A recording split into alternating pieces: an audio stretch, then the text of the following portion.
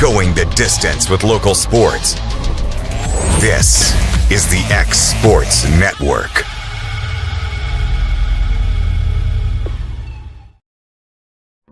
There's no job too big or too small for Gonzalez Lawn and Landscapes. Owner Chris Gonzalez works hard to make your commercial or residential properties one of the neighbors will envy. You won't find a lower price anywhere else, and that's a guarantee. We offer mowing, landscape removal, small construction jobs, and more. Our team is licensed and insured to ensure the best work for Lawrence County and surrounding areas. Your satisfaction is our goal. We won't leave until you're happy. Call today to set up a free quote.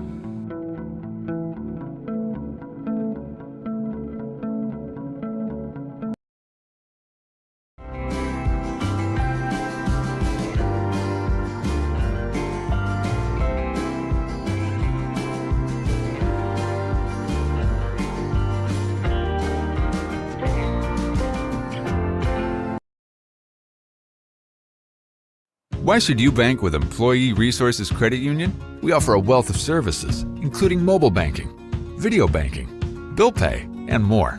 We also offer loan rates that are lower than those of our competitors. Employee Resources Credit Union has been a financial pillar since 1964, providing long-time support to members of the community. Join us and become part of the ERCU commitment, not for profit, for service.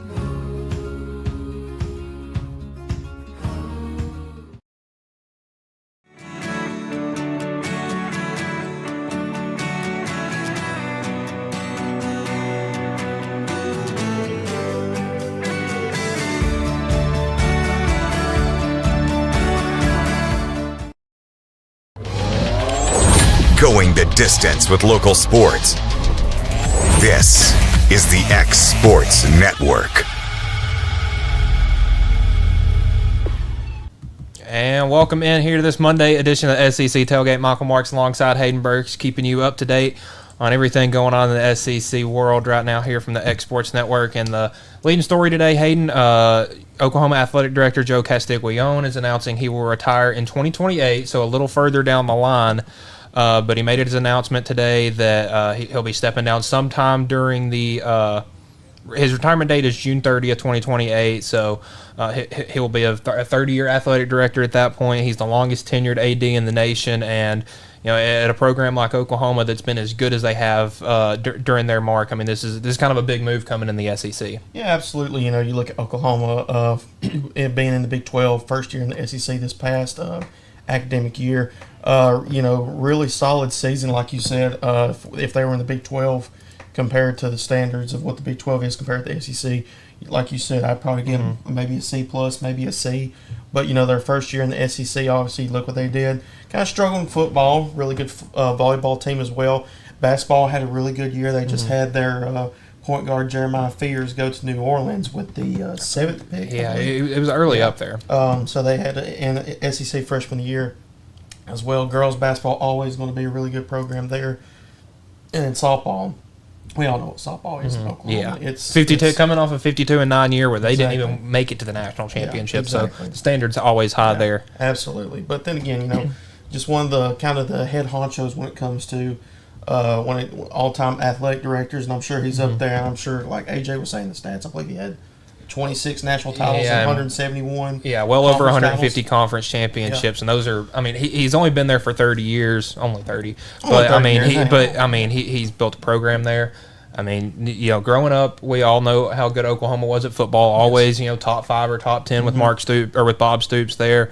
I mean, the basketball has gotten there. It's no one really ever thought of Oklahoma as a basketball school. Didn't have the greatest year this year, but made the tournament. And their first year in the SEC. In their first, and again, this was their first year in a transition to a new conference, so a bit hard, but I think it's this is Castiglione kind of he'll be around. I believe he'll be around 70 when. It's kind of like the Popovich. Yeah. He'll be around 70 at the end of this. I mean, he's had a great run. But what's next for Oklahoma? Because we talked about earlier on Exports Today how important the hiring of an athletic director is. Because a football coach is over a football team, basketball coach is over a basketball team, and AD is over the entire athletic department. And in an era of NIL, you almost have to be more of a businessman than kind of a sports manager at this point. Yeah, absolutely. And it's just one of those things where you just I mean, you wonder, is he trying to get out in time? I mean, I'm sure he's like, well, is he like 65, 66, Yeah. 67, something like that. And yes, new age of college athletics with all the NIL deals, players being able to transfer rules, stuff like that. So it's a hard job, and to find a successor like that, especially somebody with 35 years. I mean, you look at Coach K for Duke. Spent 40, almost 40 years there. 42 years at Duke, and trying to find a successor. And we always talk about you hate to be the guy to replace the guy. Mm-hmm. So Oklahoma's going to try to find that guy. I'm sure, like you said, they probably have somebody Coming in up. line that they probably have had in the past. So we'll see what happens. Yeah, I mean, definitely very interesting with this. I mean, he's set to retire in 2028, so it's this is something that's given them a little bit of time to look. And obviously, Oklahoma is in the SEC now, so Go ahead. yeah, We got we'll Taylor let you Clark walk in. joining. Yeah, Taylor. There we go. But yeah, again, this gives them the opportunity to kind of look around. Obviously, talking about with Coach K and Duke, they had John Shire in house, somebody that they could hire and they felt comfortable with. So maybe under the next couple of years, there's somebody in house that they could look for. Maybe they could steal one. Yeah, and again, well, with being in the SEC, that gives you the opportunity to steal one. Maybe there was one that you really liked back in your days in the Big 12. Did. Yeah, UCF. exactly. You just look well. Tennessee, for one of the very few times that I will admit this was kind of ahead of the curve on something like that, and realized that college football was going to be heavily involved, or college sports in general was going to be heavily money centered coming up, and that was kind of what led to Danny White. He had made UCF a very profitable university and has done the same thing in Knoxville. But it paints an interesting picture for the future of Oklahoma athletics, and but I do think it was kind of a bleak year in Norman. Only one national title, 2 SEC championships their first year in the conference. But I do think that maybe this announcement of a retirement could possibly kind of pave the way for a new era of Oklahoma sports, whether that's good, whether that's bad. We'll have to kind of see what the future holds for us. Absolutely. All right, so we'll talk a little conference realignment. We got into a little bit of that there. I saw this it was on a YouTube video. It was of an old college football game. It was Memphis State versus Miami in 1993, and it had NCAA realignment possibilities. Now we've seen college football or college sports change drastically over the past 30 years. Yeah, it's California been since then. ACC. Yeah, we got teams from California and the Atlantic Coast Conference, as well as a team from from other teams in Dallas. Stanford, yeah. But it was taking a look at some of the possibilities for realignment popping up, and the SEC was not what it is now. You had teams like Kentucky, Georgia, and Florida wanting to leave and go to the ACC. Good for them that they didn't. Missouri and Kansas possibly leaving the Big 12 and going to the Big 10. Oklahoma joining the SEC, so that's been in the works for well over 30 years. Memphis State joining the old Southwest Conference. Teams like Rutgers, West Virginia, Virginia Tech, and Temple joining the Big East, because conferences looked a lot different back then. I mean, Arkansas and South Carolina, Hayden, weren't even in the SEC yet. The conferences were weird, so it kind of allowed for all this talk to kind of look at Swanee. Yeah. They were an inaugural SEC member. Yeah. I mean, you look at the ACC. The ACC only had 9 teams. Yeah. There was, Maryland was still in the ACC. There was no Miami yet. There was no Virginia Tech yet. Georgia Tech wasn't a thing. They were in the SEC as well. Well, in 1993, they were in the ACC. But again, teams looked a lot different. West Virginia and Temple were in the A10. I mean, Rutgers was in the A10. They're in the Big 10 now. The Big 8 was kind of your Big 12 back then. You had Kansas, Oklahoma State, Iowa State, Nebraska, Kansas State, Oklahoma, Missouri, and Colorado. The Big East was big in basketball with you had Seton Hall, St. John's, Syracuse, who's now in the ACC. UConn is still in the Big East, but Pitt is in the, I believe they're in the ACC now. Yeah. Boston College is in the ACC. Miami is. So we've seen a lot of conference changes. Looking at the Big 10, I mean, you have Indiana, Michigan, Iowa, Illinois, Minnesota, Purdue, Ohio State, Michigan State, Wisconsin, Northwestern, and Penn State. So the Big 10 only had 11 teams. Yeah. The Big West was still a thing. A lot more independent teams. We had like Northern Illinois wasn't in the MAC. Yeah. Notre Dame, obviously still independent. Buffalo again, another team that's in the MAC now. Conferences looked a lot different, and we'll pull up let me get the SEC here. Southeastern. So again, only 12 teams. You had no Arkansas. You had no South Carolina. Obviously, no A&M, no Missouri. So there were some big changes that could have happened because looking at the what if thing, what if Oklahoma joins the SEC in 1993 and Kentucky, Georgia, and Florida leave? Well, obviously, the ACC is definitely going to look a lot different. Georgia and Florida were good throughout the 90s. 93 was about the time when Florida started getting really good with Steve Spurrier. But Oklahoma, we just talked about them, their athletic director leaving after 30 years in 2028. Well, what if they joined back then? Yeah.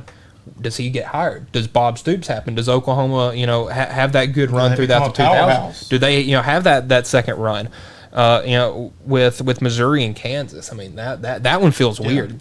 Because they're two teams that aren't really known for their football, but and they're good basketball schools, which kind of paints them in the Big Ten, which would have fit back then. But now, who knows? I mean, Missouri basketball is up and down. Kansas is really only got basketball now, so maybe that fits in with the Big Ten, and then the Big East. Imagine them getting Rutgers, West Virginia, Virginia Tech, Temple. Back then, that looked like a really good thing, but now.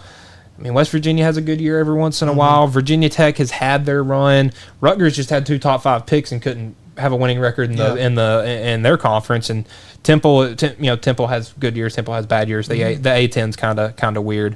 But yeah, some fun stuff kind of coming up in the world of college sports. We'll obviously have all of that here. And coming up next, we got some SEC Media Days news as that's heading to Atlanta. Coming up next here on the SEC Tailgate.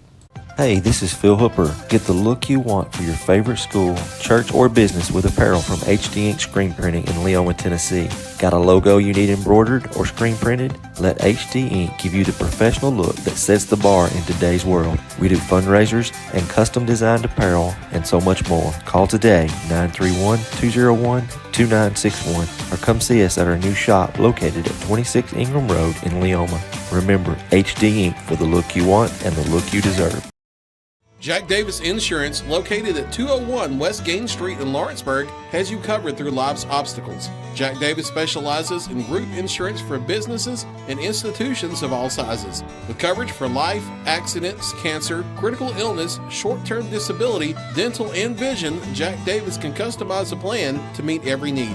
Now available Medicare plans for seniors. Contact Paige Davis at 931-492-9284 today for Medicare Supplement, Medicare Advantage, and prescription drug plan insurance. Serving Lawrence and surrounding counties since 1987, call the team at Jack Davis Insurance today at 931-242-5225.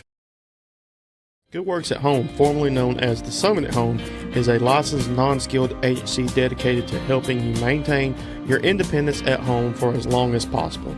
Our compassionate and caring staff provide support in various areas, including dressing, bathing, personal hygiene, transportation, cleaning, and companionship. Please call our office about services, payment options, and long-term care policies at 931-762-2310. We look forward to assisting you with keeping your independence longer.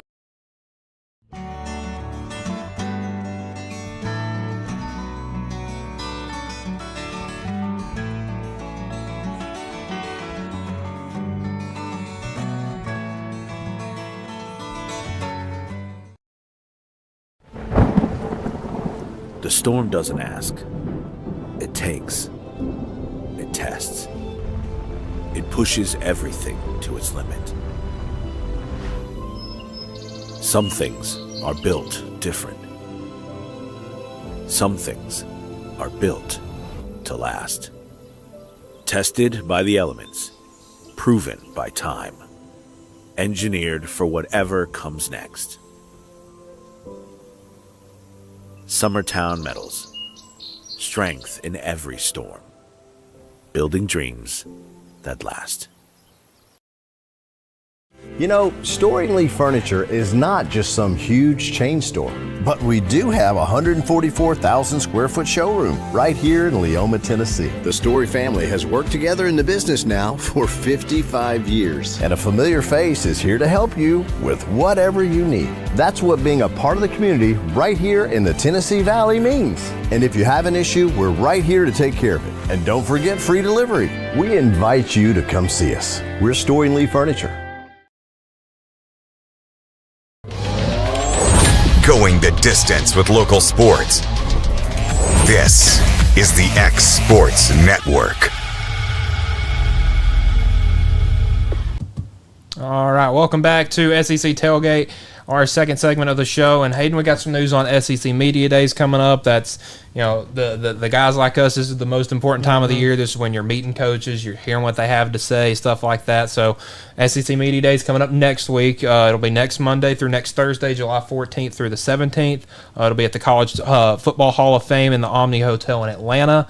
You know, we've seen them kind of spread the locations out. You know, typically in the early days of it being televised, it was traditionally just in Birmingham at the Wyndham down there, but we've seen it went to Nashville a couple years ago. It went to Dallas last year with with Texas and Oklahoma being added to the conference. So we're seeing it move around a lot. I'd like to see them go to Knoxville, because that's the, you know, and that's not just me being a Tennessee fan. That's the birthplace of the SEC, was at a hotel in downtown Knoxville. Maybe go back there and, I don't know, whatever next big, you know, like century, anniversary, like the 100th year anniversary, something like that. And we're coming up on it. 75 years of the SEC was in 2007, so here in the next couple of years, we'll be, you know, 2032 we'll be coming up to 100 years of the SEC. So it'd be cool if we saw them go back there. So the schedule, July 14th, the first day, is probably the most entertaining day when looking at the slate of coaches. Brian Kelly will lead it off.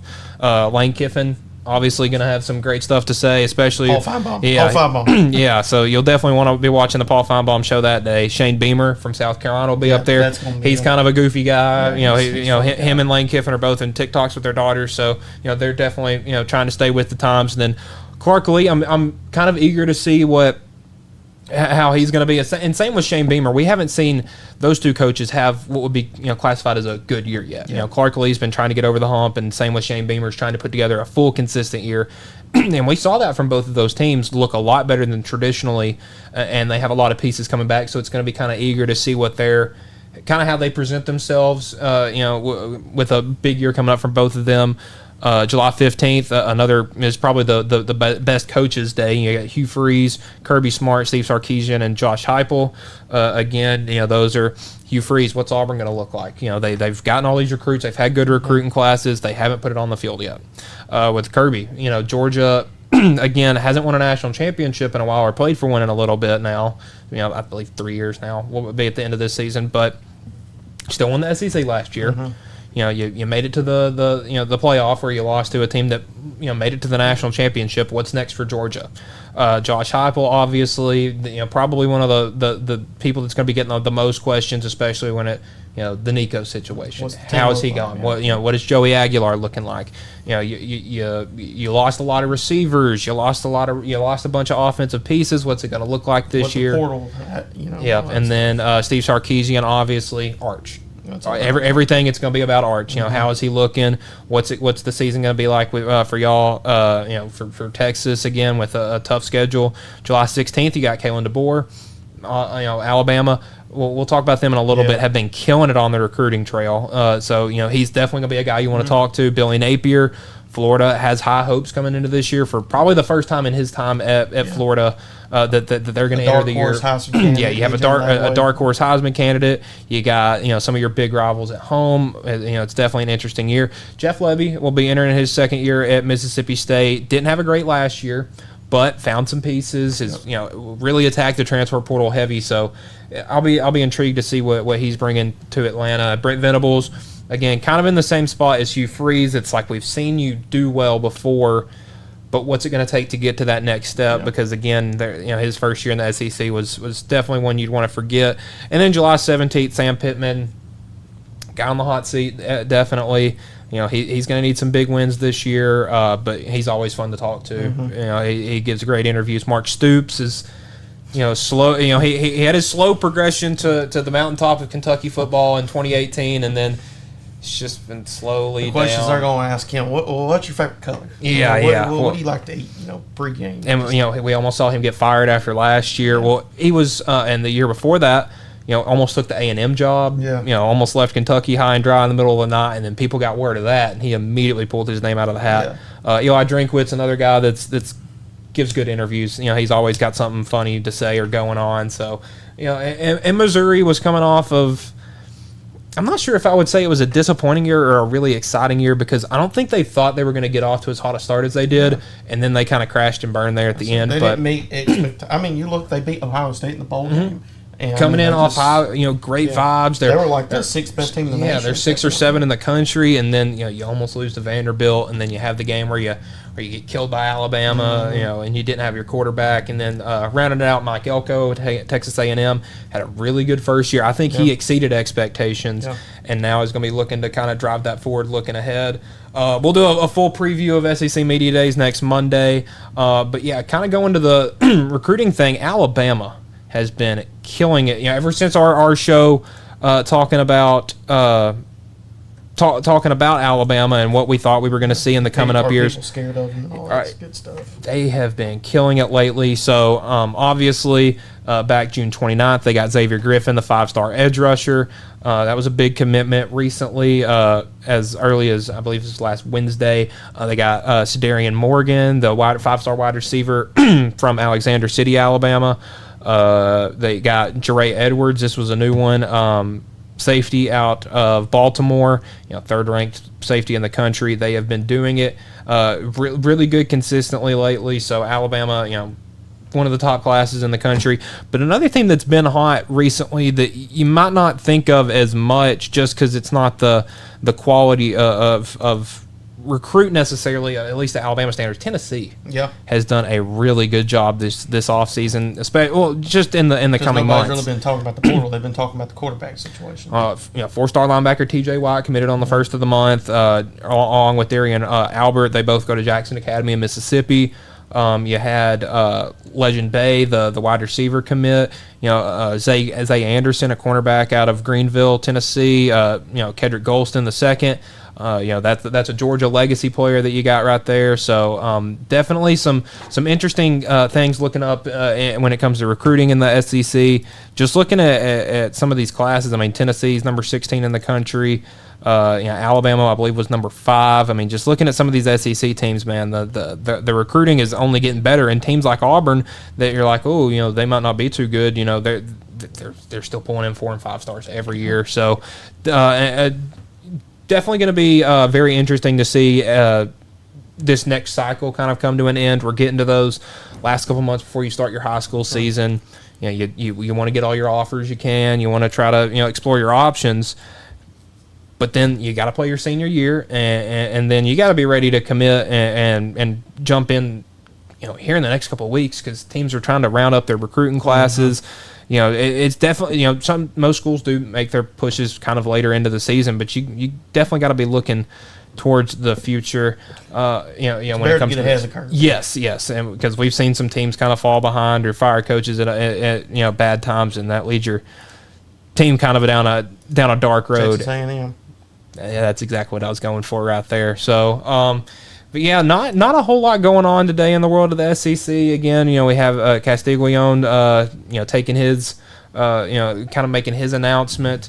We had the new college football game come out today. If you pre-ordered Deluxe edition. Yeah, the deluxe edition only. If you made the $100 pre-order, then you can play it today. So I'll be happy to head home in a little bit. I'll wait till the 10th. I'll wait. But yeah, that's really all going on. But we got some good stuff coming up later down the line for the show. I mean, we're going to do year in reviews for teams that'll be coming up here in a couple of weeks. Ranking quarterbacks. Right, we're going to be I would say Wednesday. Wednesday we got a fun little topic. We're going to rank which schools have the best trio of athletes, and that's your best all-time football, basketball, baseball. We're going to be ranking some quarterbacks later in the week. Next week we'll preview media days. We'll rank the football coaches, and then only one show next week. Then we'll come back. We'll talk about media days. We'll do our year in reviews, and then we'll preview some football schedules and get you. That'll lead you pretty much all the way up into football season, which when our job will get really fun in here. But for Michael Marks, Hayden Burks, that has been the SEC Tailgate here on the X Sports Network. Going the distance with local sports. This is the X Sports Network.